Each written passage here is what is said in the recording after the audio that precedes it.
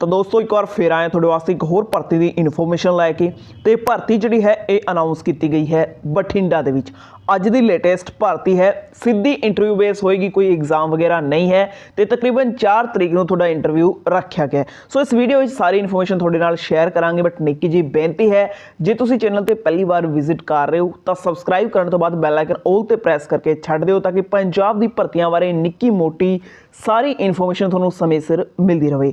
अज की दोस्तों भर्ती की गल करिए तो हाले तक ऑफिशियल साइट के उत्ते इसका नोटिफिकेशन अपडेट नहीं होया, बट साइट का लिंक थोनों वीडियो के डिस्क्रिप्शन में प्रोवाइड करवा देंगे। तुसी ईजिली उत्ते जाके नोटिफिकेशन चैक कर लिओ। सो गल करिए पोस्टां की तो all India institute of medical science Bathinda के वालों ये पोस्टां अनाउंस की गई है।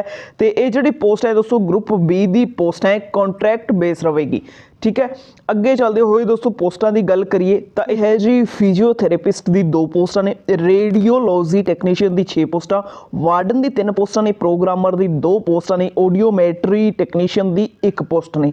तो इन्होंने पोस्टां वास्ते सीधा इंटरव्यू होएगा। एम्स बठिंडा के विखे 4/1/2021 को थोड़ा इंटरव्यू रखा गया है।